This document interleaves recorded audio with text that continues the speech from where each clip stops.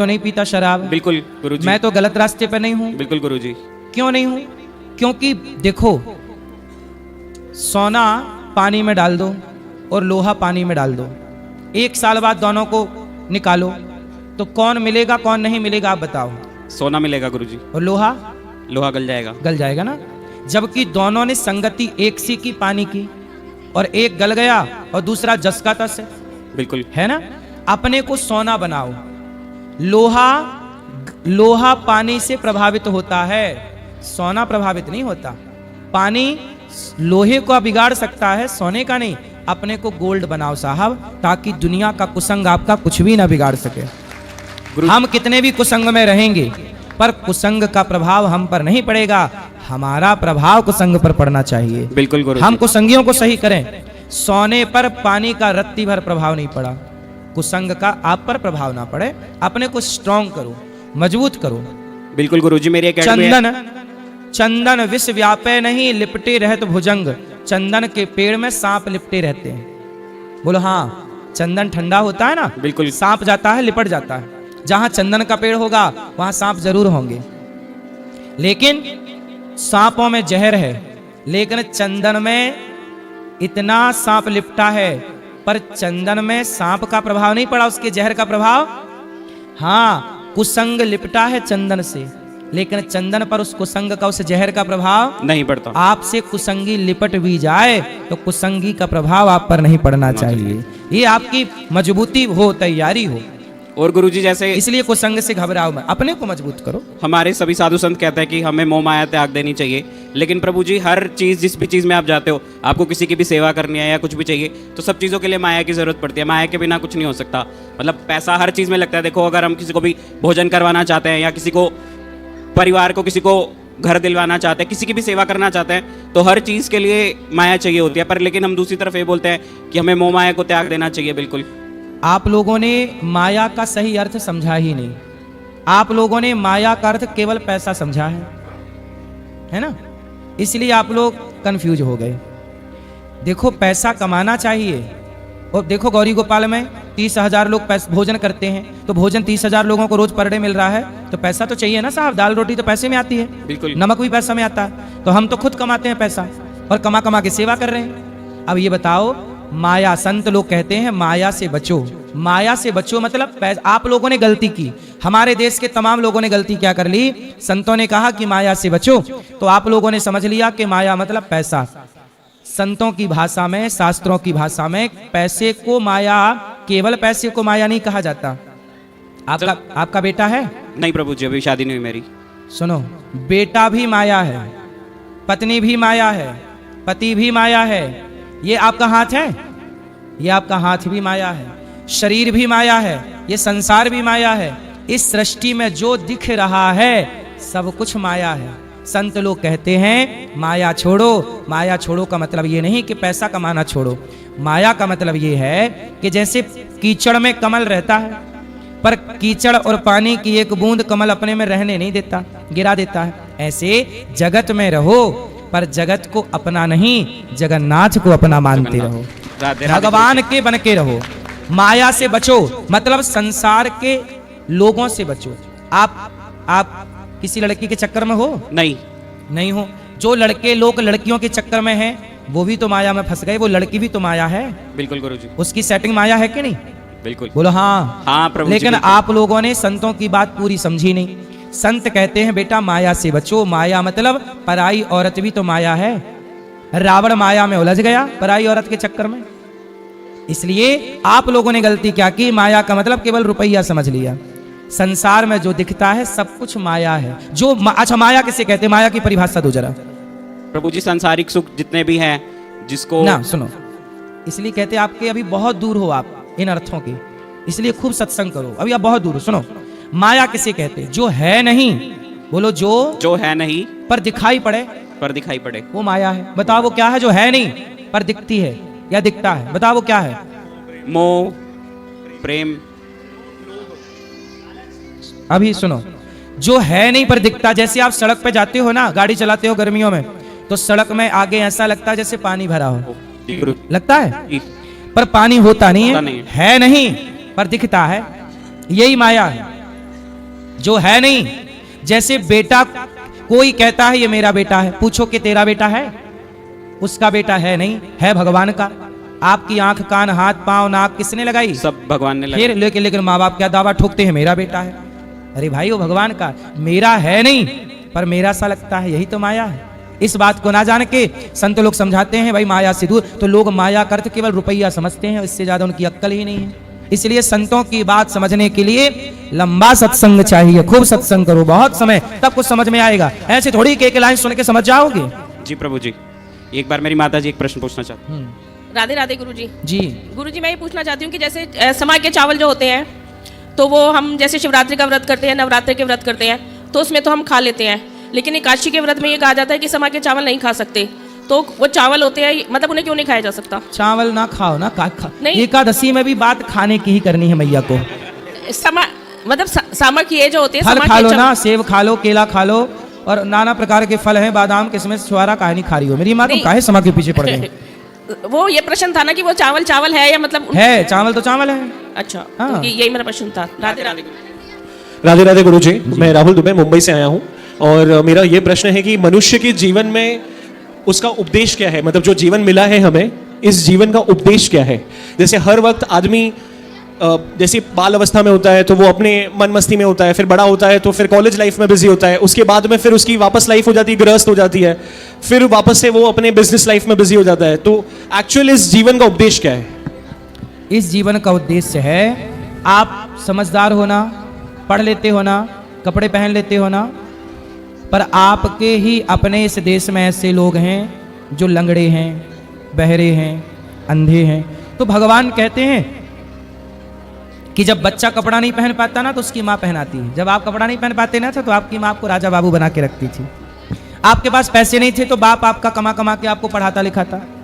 तो जब आपके पास नहीं था तो आपकी हेल्प आपके माँ बाप ने की।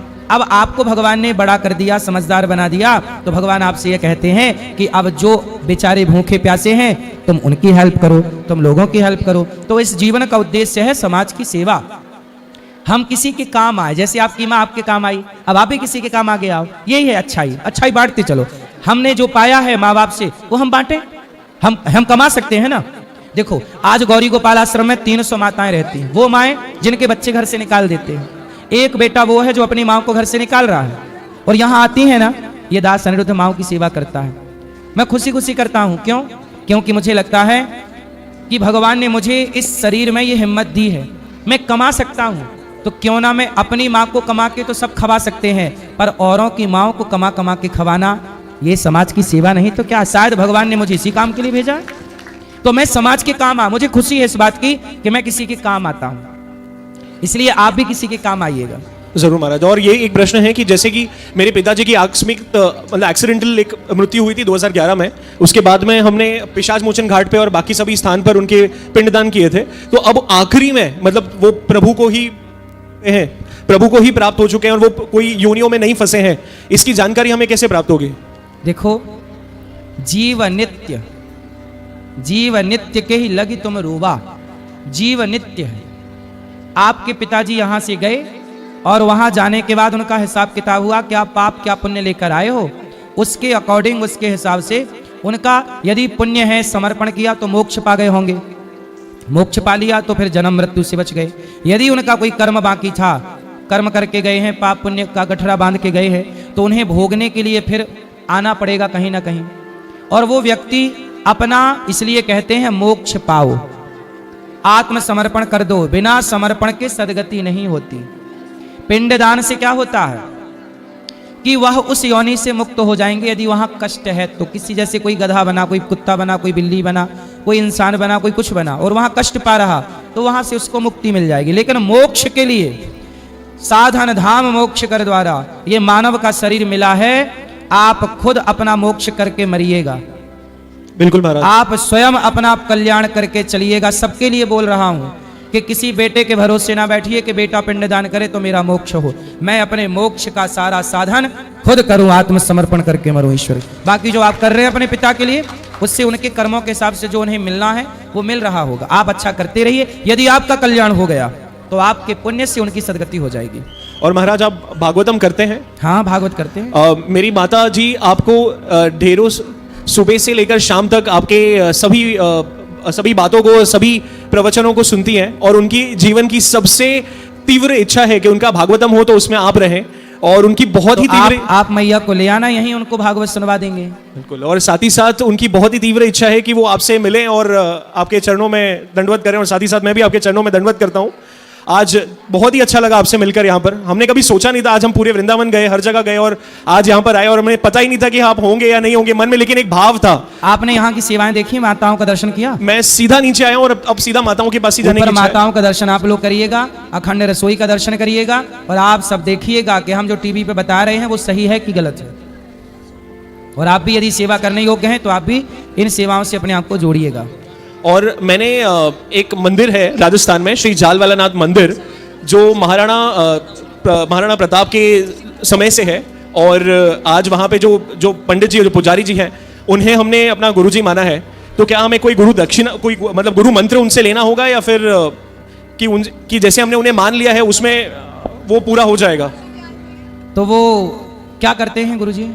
वो वहाँ पे मंदिर में सेवा देते हैं, और जो भी दिक्कतें होती हैं, जो भी यात्रुओं को दिक्कतें होती हैं, उन सभी दिक्कतों का निवारण करते हैं। वहाँ पे सेवा होती है हर शनिवार को। और तो आप मंत्र लेना चाहें ले लीजिएगा। ठीक है महाराज, खुश रहिए। राधे राधे। बोलो बोलो। मैं आपका बहुत बहुत धन्यवाद देना चाहता हूँ। आपने सेवा दी और दीपदान की सेवा दी आपने, और हज़ारों लोगों को दीपदान करने का मौका दिया आपने, हमें परमिशन देके। और मैं जहाँ तक मेरी नॉलेज है मैं यही कह सकता हूँ कि इंडिया में आपसे अच्छी सेवा बहुत कम लोग कर रहे हैं शायद। भगवान की सेवा, संतों की सेवा, भक्तों की सेवा, वृद्ध माताओं की सेवा, आप बहुत अच्छी सेवा कर रहे हैं। मैं आपसे बहुत बहुत मिलकर बहुत खुश हुआ, बहुत आनंद आया, बहुत आनंद आया। Thank you. आप आते रहिएगा। चलो अब जिनको मिलना है ऊपर चलो, सबको ऊपर मिलेंगे, बाकी प्रश्नोत्तरी अगली बार कल। आओ जिनको मिलना है आप सब ऊपर आइए। धन्यवाद गुरुजी। राधे राधे गुरुजी। जी गुरुजी, आपके श्री चरणों में नमन और बंदन। जी गुरुदेव, हम ओडिशा से आए हैं। आपके आशीर्वाद से, राधा रानी की कृपा से साल में 2 बार आते हैं गुरुदेव हम वृंदावन। गुरुजी, हम जो तीर्थ वगैरह आते हैं, जो भी हम घूमने आते हैं, तो कान्हा जी को हम मंदिर में कुछ दिनों के लिए सेवा के लिए दे देते हैं। सही है। घर में कोई नहीं रहता ना गुरुदेव, और जगन्नाथ जी भी है घर में, प्राण प्रतिष्ठा किए हुए हैं, तो उन्हें छोड़कर आते हैं। क्या आपको हमें अपराध लगेगी गुरुदेव? नहीं, जब आप आते हैं तो घर पे कोई नहीं रहता? हाँ, ताला रहता है? ताला रहता है। कोई बात नहीं, जहाँ आप हो वहाँ से मानसिक पूजा करते रहो। मानसिक पूजा, घर की पूजा मानसिक कर लो। चलो बेटा इस तरफ जाना माइक। एक बात गुरुदेव, आप जो बोलते हो ना, जो सहने की बात कहते हो, जो पत्थर टूट गया, जो नहीं टूटा वो शंकर या कंकर बन गया, ऐसा कुछ बोलते हो, वो हमें बहुत अच्छी लगती है कथा में। वो एक बार बोल दीजिए गुरुदेव। जो पत्थर चोट खाकर टूट गया वो कंकड़ बन गया।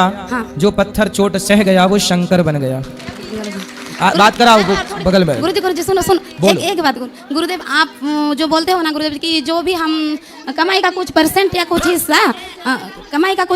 हिस्सा दान में देना चाहिए, क्योंकि हम जो भी खाते हैं वो किन्हीं किन्हीं पापों से जुड़ी हुई होकर आती है, तो हमें दोष लगती है, ऐसा कुछ बोलते हो। तो हम क्या करते हैं गुरुदेव, हमारी जो महीने की सैलरी आती है तो पहले हम गौरी को पलाश्रम में माताओं की सेवा के लिए घर पर ही भेजा करते हैं टीवी पर। तो क्या वो हमें उसकी फल मिलेगा गुरुदेव? बिल्कुल मिलेगा। आप जहाँ से भी दान करते हैं वहीं से आपको हर महीने भेजा करते हैं, और बाद में हम हमारे यूज के लिए यूज करते हैं, जो हमारी बिल्कुल, ये बहुत अच्छा काम करते हैं आप। ठीक है गुरुदेव। राधे राधे गुरुदेव। किसी को खिलाकर खाना सबसे बड़ा पुण्य है। खुश गुरुदेव, वो रहिए। मेरी बेटी को थोड़ा राधे राधे। बोलो। राधे राधे गुरुजी। जी राधे राधे गुरुदेव। बोलो। राधे राधे गुरुजी। हाँ बेटा गुरुजी, मेरा प्रश्न ये था बोलो। कि दीपावली तो हम राम जी के आने की खुशी में मनाए थे, तो हम लक्ष्मी जी गणेश जी का पूजा क्यों करते हैं? क्योंकि दीपावली इसलिए मनाई नहीं जाती कि राम जी आए थे। दीपावली इसलिए मनाई जाती थी कि उस दिन लक्ष्मी नारायण भगवान का विवाह हुआ था। अच्छा। और गुरुजी, जो नवरात्रि होती है वो तो दुर्गा माता के दिन होते हैं, तो उसमें रामलीला क्यों होता है? क्योंकि दुर्गा में ऐसा है ना कि दुर्गा रखने की परंपरा कब से स्टार्ट हुई? हमारा देश जब गुलाम था तो हमारे गुलाम देश में हम सनातनी कैसे इकट्ठे हों? तो इकट्ठा सनातनियों को करने के लिए गणेश जी और दुर्गा जी रखने की परंपरा बनाई गई कि इसी बहाने हम एक पंडाल में इकट्ठे होने लग जाएंगे और वहीं से क्रांति स्टार्ट होगी। तो गणेश जी रखना यह एक प्रकार की आजादी की क्रांति की शुरुआत थी। सबको संगठित करना, तो उस समय जोश भरने के लिए लोगों के अंदर रामलीला की जाने लग गई। नवरात्रियों में के 9 दिन हैं, चलो रामलीला इसी बहाने धर्म को जिताकर अधर्म को हराना, अंग्रेजों को हराना है, ये सबके भीतर बीज बोना शुरू कर दिया हमारे पूर्वजों ने। तब जाके फिर क्रांति हुई और तब जाके अंग्रेज भागे हैं। तो ये दुर्गा जी रखना, गणेश जी रखना, ये हमारे आजादी का एक हिस्सा था। आपको पता है ये बात कि नहीं? हम अब पढ़ना कभी हिस्ट्री की, गणेश जी क्यों रखे जाते हैं? तो गणेश जी रखने के पहले गणेश जी, अंग्रेज लोग ना सनातनियों को इकट्ठा नहीं होने देते थे, तो वह सनातनियों ने कहा यार हम लोग गणेश जी रखें, दुर्गा जी रखें, इसी बहाने इकट्ठे होंगे। अंग्रेज बोलेंगे क्यों इकट्ठे हो? बोलेंगे हमारा त्योहार चल रहा है। और वो इकट्ठे होकर वहाँ मंत्रणा करते थे, आपसी चर्चाएं करते थे, प्लानिंग करते थे, क्या करना है, कैसे करना है, वो सब प्लानिंग थी। जी उस जमाने में सोशल मीडिया था नहीं, कनेक्टिविटी थी नहीं, तो सब पांडालों में जा जाके सबको सूचित किया जाता था कि भाई सबको इस तारीख को, इस तिथि को क्रांति की बात करनी है और ये बोलना है। तो वो एक प्रकार का हमारा एक बहुत अच्छी प्लानिंग थी जो सफल हुई। इसलिए दुर्गा और गणेश जी की परंपरा फिर चल पड़ी, आज तक चली आ रही है। जी गुरु जी, राधे राधे। हाँ, इस तरफ ले आना माइक, ये भैया को दो, फिर यहाँ माइक। बैठो बैठो। राधे राधे गुरुजी, जी, जी। आपके श्री चरणों में मेरा सादर प्रणाम। जी गुरुजी, मैं एक प्रश्न पूछ रहा था कि मेरी मैसेज के अंदर काली माँ का एक स्वरूप आता है, तो एक दिन आई थी तो उन्होंने कहा था कि आप संन्यास ले लो, और उसके बाद मैं कहा था जैसे गुरुदेव बोलें वैसे आप करो। तो आपकी पत्नी बोली कि सन्यास ले लो? नहीं, उनके अंदर काली माँ का जो स्वरूप आया था। कहाँ पत्नी आपकी? ये मेरे पास में ही है हमारा। राधे राधे गुरुजी, जी आपके चरणों में कोटि कोटि प्रणाम मेरा। जी जी, खुश रहिए। 3 साल पहले आपसे गुरु दीक्षा ली थी मैंने गुरुजी। जब से मुझे पूजा पाठ करना कुछ भी नहीं आता गुरुजी, कुछ भी नहीं जानती हूँ मैं। बस मैं आपके बताए हुए मार्ग पर चलती हूँ, बस भागवत सुनती हूँ। आप 3 साल बाद आज देख रही हूँ मैं आपको। आप जो कहते हैं भागवत में वही सुन के वही उसी रास्ते पर चलने की कोशिश करती हूँ मैं। तो पति को काहे कह रही हो कि सन्यास ले लो? गुरुजी, मेरा मन ही ऐसा हो गया कि बिल्कुल सांसारिक चीजों से हटना चाहता है बिल्कुल। तो आप खुद कह रही हो कि पति सन्यास ले लें? इनका मन है सन्यास लेने का? मेरा मन है गुरुजी। कि पति सन्यास ले लें? नहीं है मेरा। आपका मन सन्यास लेने का है? हाँ जी। पर सनातन में तो आपको सन्यास नहीं लेना चाहिए। गृहस्थ में रह के जब बच्चे हैं, परिवार है, तो जिम्मेदारियां पूरी करो।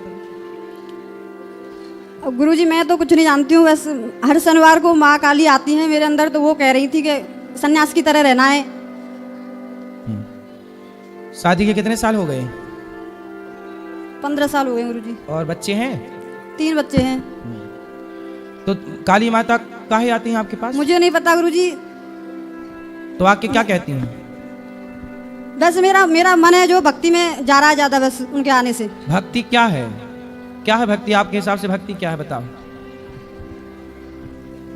मैं कुछ नहीं जानती गुरुजी, मैं तो इतना जानती हूँ बस कि मैं जब से मैं अपने गुरुजी से जुड़ी हूँ तो मैं उनके तो बताए हुए मार्ग पे चल रही फिर हूँ। गुरु की आज्ञा का पालन करो। गुरु की आज्ञा ये है कि आपके पति ही, आप स्त्री का धर्म है पति की सेवा करना, पति के साथ रहना, बच्चों को पढ़ाओ लिखाओ, योग्य बनाओ, राष्ट्र के लिए अपने बच्चों को समर्पित करो, जी। एक अच्छी माँ बनो। जीजाबाई ने शिवाजी को तैयार कर दिया। आप ठीक है, पति पत्नी दोनों ब्रह्मचारी बन के रहो। तो गुरुजी, मैं ठाकुर जी की सेवा में हूँ 5-6 साल से। हाँ रहो। तो मुझे अब ये 2 रास्ते मुझे ऐसे लगते हैं कि मैं दोनों पे ही चलना चाहती हूँ। मुझे माँ काली भी बहुत अच्छी लगती हैं और मुझे ठाकुर जी, मेरे राधा रमण दोनों की सेवा में हूँ मैं 4-5 साल से। तो काली जी कोई अलग थोड़ी है, माँ भगवती ही तो हैं। वो आपकी कृपा से ही हुआ है गुरुजी ये सब कुछ। तो हमने कब काली जी भेज दी आपकी तरफ? आपने, मुझे नहीं पता गुरुजी, लेकिन आप जो मार्गदर्शन देते हो मैं उस पर चलती हूँ बस। हमारी तो काली जी से कोई बात भी नहीं हुई।